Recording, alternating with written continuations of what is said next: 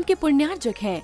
व्रती श्राविका श्रीमती रत्नमाला जैन एवं सुपुत्र श्रीमान आदर्श जैन की पुण्य स्मृति में श्रीमती रेखा जैन, निशांत जैन, रोहित जैन, सुरभि जैन, तुषार जैन, शिल्पी जैन, अर्णव जैन, आरव जैन।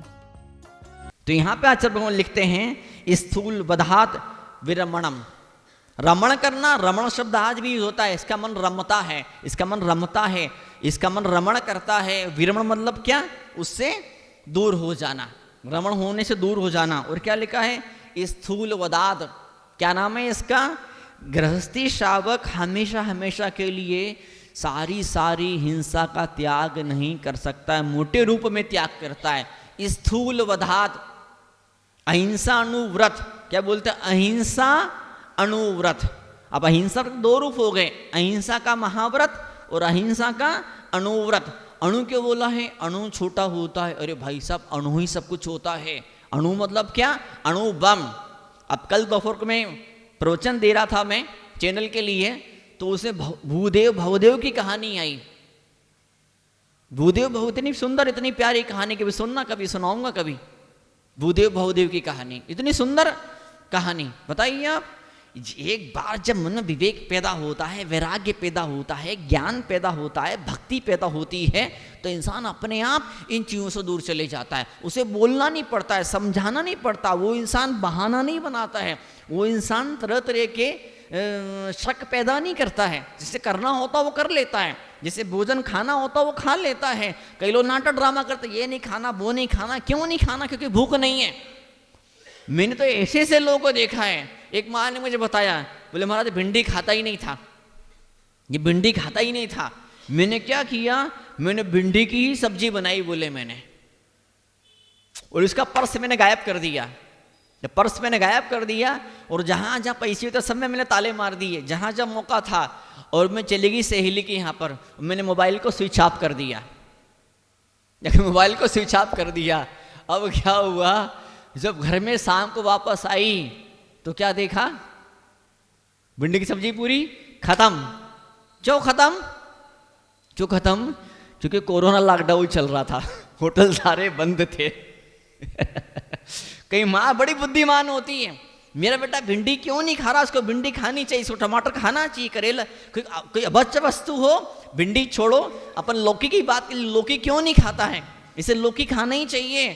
तो कैसे न किसके माँ उसे लौकी खिलाई देती है। तो ऐसी 5 व्रत है, 5 व्रत है, 5 अनुव्रत है। कोई न कोई व्रत आपको आगे बढ़ा ही देगा। इतने सारे फल हैं, इतने सारे फल हैं। आज इन पवित्र क्षणों में संबंधभद्र स्वामी इतनी बड़ी बात लिख रहे हैं। श्रावक जीवन का सबसे बड़ा, सबसे महान व्रत होता है चरसत्वान। चरसत्वान, चर जीवों को मतलब क्या? चलने वाले जीवों को, चलने वाले जीवों को, चलने वाले जीवों को, चलने वाले जीवों को जो मारने का त्याग करता है, उससे क्या कहते हैं? अहिंसा का अनुव्रत।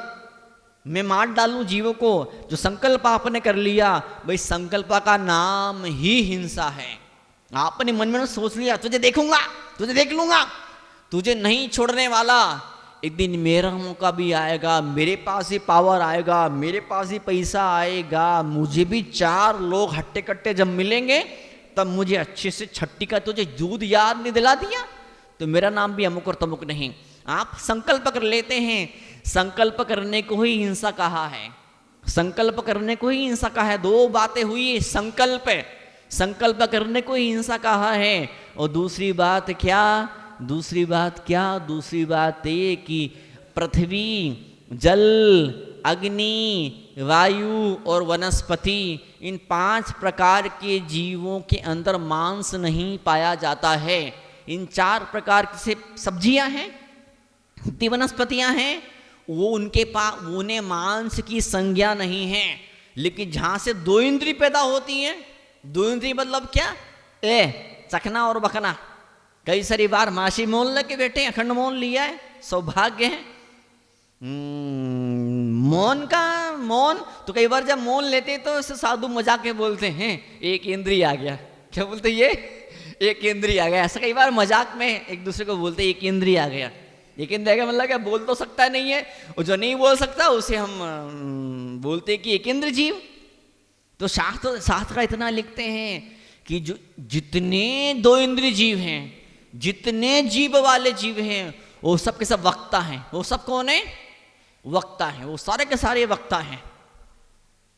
एक होता अधिवक्ता, अधिवक्ता क्या, एक होता वक्ता और एक होता है अधिवक्ता। मतलब उसको बोलते हैं एडवोकेट, जो कानून में आपके लिए बोलता, आपके साथ में खड़ा हो जाता है। तो मुझे लगता है समभद्र स्वामी वक्ता नहीं, अधिवक्ता हैं। अधिवक्ता बनकर के हमारे सामने आए हैं और वो कोर्ट में केस लड़ रहे हैं, कर्मों को हरा रहे हैं। हम खुद अकेले नहीं खड़े हैं इस कर्मों की जंग में, दुखों इन पापों को काटने की जंग में हम अकेले नहीं खड़े हैं। समभद्र स्वामी हैं, अकलंक स्वामी, ऐसे बड़े बड़े महान महान प्राचीन प्राचीन आचार्य हमारे साथ में खड़े हैं।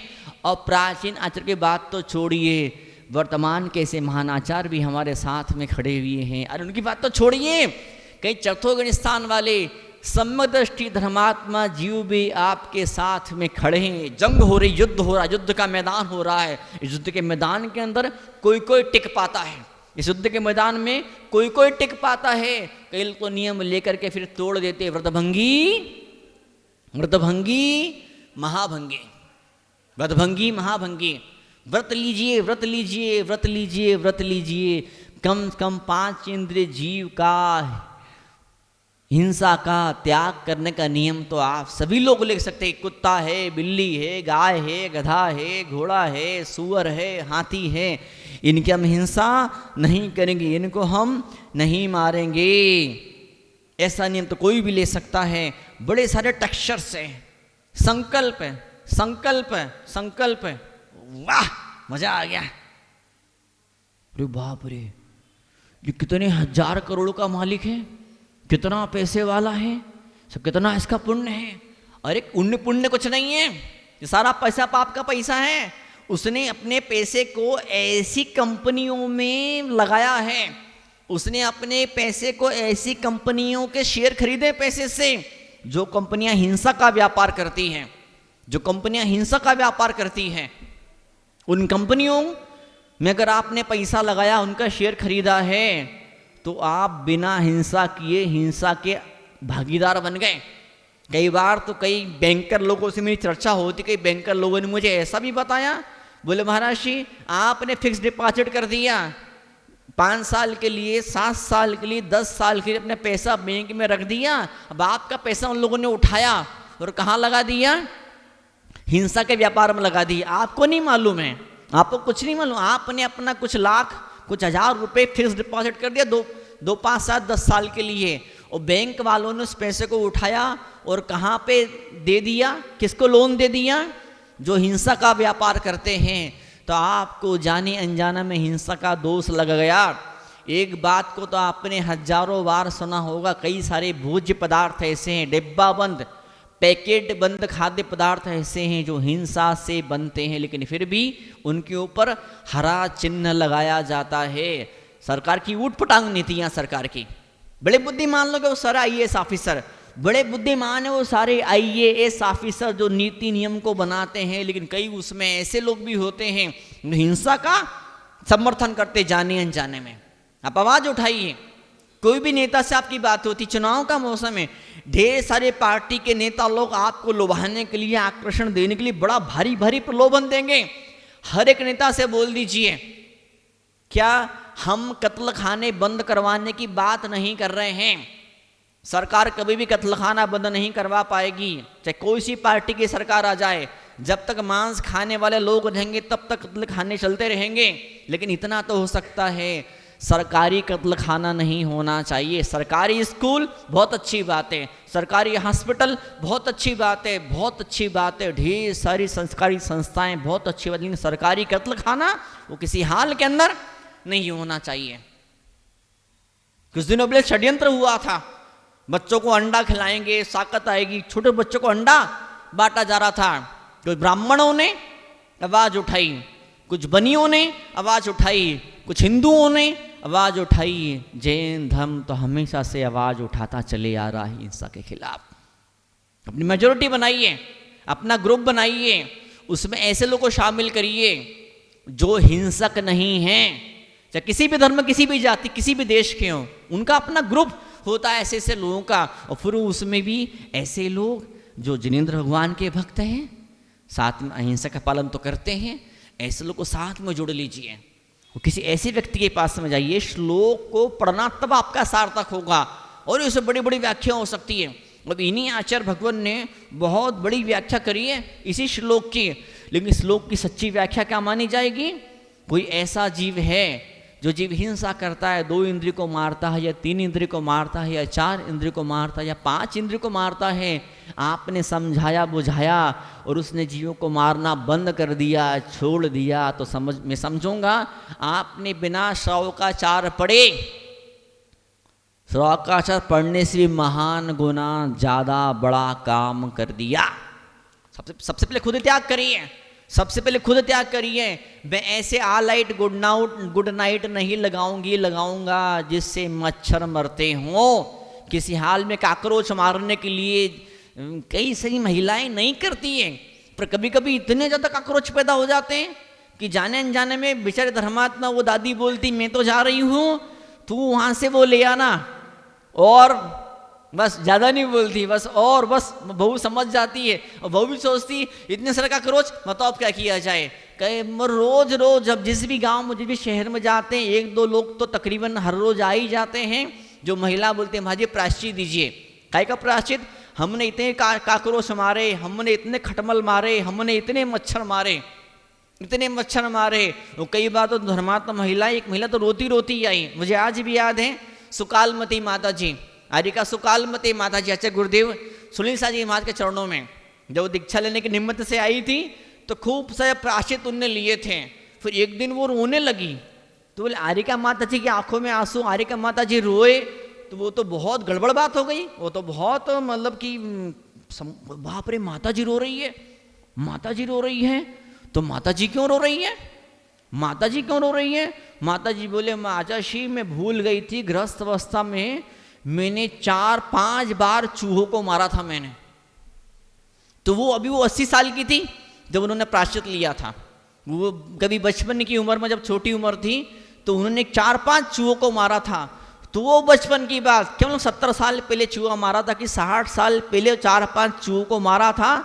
तो रोती आई और उन्होंने प्रायश्चित लिया कि मैंने चूहों का मारा, प्रायश्चित मुझे दीजिए। प्रतिक्रमण प्रायश्चित बहुत बड़ा हथियार है, बहुत बड़ा औजार है। प्रतिक्रमण करिए, प्रायश्चित करिए, आलोचना पाठ पढ़िए। आलोचना पाठ में कितनी बार आपने पढ़ा है, कितनी बार आपने पढ़ा है, लेकिन कितने लोगों ने उसको जीवन में उतारा है। आज भी कई गृहस्थी धर्मात्मा श्रावक ऐसे होते हैं, पानी छानते हैं, छन्ने को निचोड़ते नहीं है। पानी छानते छन्ने को निचोड़ते नहीं है। हालांकि पानी छानने के छन्ने के सारे जीवों को वो गृहस्थी कुएं के अंदर विधि पूर्वक विसर्जित कर चुके हैं, ऊपर से नहीं फेंका जाता है। कई प्रथमाधारी श्रावक जो होते इतने बुद्धिमान होते हैं कि जिस बाल्टी से पानी खींचते हैं उस बाल्टी के नीचे पेंदे पर छोटा सा कड़ा लगा देते, उसे रस्सी बांध देते हैं। आम इंसान की बात नहीं, मैं त्यागी की बात कर रहा हूं। मैं त्यागी जीव इतने धर्मात्मा होते, कहीं त्यागी नहीं वो भी इतने धर्मात्मा होते हैं। पिछले गांव में तो मैंने एक अजैन सज्जन को मैंने देखा था, तो वो इतना धर्मात्मा जीव, किसी महाराज जी ने उसको बोल दिया कि तेरी गरीबी चल रही है, तेरा घाटा चल रहा है। ये अपने आचार्य सुवल सागर जी महाराज आष्टा की बात है, गरीबी चल रही है, घाटा चल रहा है, तू पानी छान करके पी, तू पानी छान के पी, तेरी सारी गरीबी दूर हो जाएगी। वो मुझे बोले मैं तो महाराज इतना छोटा सा नियम, पानी छान के पीने से गरीबी दूर होती है। उसने पानी छान के पिया, उससे गरीबी दूर हो गई। और वो पानी छान के ही पीता है, वो पानी छान के ही पीता है। आपका विश्वास होना चाहिए, मैं हिंसा नहीं करूंगा तो अपने आप मेरी समृद्धि बढ़ने वाली है। लेकिन लोग बोलते हैं महाराज जी हिंसा नहीं करेंगे तो जिंदगी कैसे रहेंगे। एक अजैन की सोच, एक अजैन सोचता है कि पानी हिंसा नहीं करने से मेरी गरीबी खत्म हो जाएगी, और आप सोचते हैं हिंसा नहीं करने से मुझे घाटा हो जाएगा, धंधा कैसे कर पाऊंगा मैं। मैंने कई पति पत्नी ऐसे देखे, जवानी की उम्र, ब्रह्मचर्य का नियम और बड़े प्यारे रिश्ते, बहुत बहुत बहुत सुंदर, बहुत अच्छे रिश्ते। आपने भी कई ऐसे लोग देखे होंगे, देखते ही रहते हैं, कहीं कोई नियम नहीं ब्रह्मचर्य का, बार बार यहाँ घूमने गए और वहाँ घूमने गए और वहाँ घूमने गए, उस पर इतना पैसा खर्चा किया और उस पर इतना टाइम खर्चा किया, और फिर भी ढिसुम फाइटिंग उनके बराबर चलते रहती है। फाइटिंग उनकी बंदी नहीं होती है। कहने को भले ही वो मुस्कुरा के देखते हैं, भले ही एक दूसरे का साथ देते, लेकिन भीतर भीतर क्या मतलब कितनी बड़ी बड़ी दूरियां उन्होंने बना के रखी है। तो फिर से बोलूंगा, जीवन में कहीं भी कोई सा भी दुख हो, संकट हो, मुसीबत हो, अपराध हो, जीवन में कुछ भी बड़ी भारी या कोई छोटा मोटा संकट हो, कोई बड़ी इच्छा पूरी नहीं हो रही, बहुत बड़ी जरूरत आपकी पूरी नहीं हो पा रही है, या कोई छोटी मोटी इच्छा पूरी नहीं हो पा रही है, वजह सिर्फ एक है, पाप का उदय। सॉल्यूशन सिर्फ एक है, समाधान सिर्फ है, पाप का त्याग। और सबसे बड़ा पाप कौन सा? हिंसा। अहिंसा परमो धर्मः, अहिंसा परमो धर्मः, अहिंसा परमो धर्म। वैदिक लोगों ने भी इस चीज को स्वीकार किया। अहिंसा, महर्षि वेदव्यास कहाँ लिखा है? महाभारत के अंदर। जैन धर्म के ग्रंथ में नहीं लिखा हिंसा परमो धर्म, किसने लिखा है? उन लोगों ने लिखा है। और सबसे खतरनाक हिंसा वाला कौन सा काम है? वो है रात्रि भोजन। क्या है वो? रात्रि भोजन। हुकुमचंद जी हंस रहे हैं। कितने बजे के बाद में आप पानी पीते हैं? शाम को। सूर्यास्त के बाद में अगर पानी पिया जाता है तो जैन धर्म में नहीं लिखा है, वैष्णव ग्रंथों में लिखा, मार्कंडेय पुराण में लिखा, रात को सूर्यास्त के बाद में पानी पिया खून पीने के समान है। रात में भोजन करना मांस खाने के समान है। बताओ आप, जैन धर्म के सिद्धांत को इतना बड़ा सहारा दिया, भगवान महावीर की वाणी को इतना बड़ा सपोर्ट तो जैन मुनियों ने भी नहीं दिया।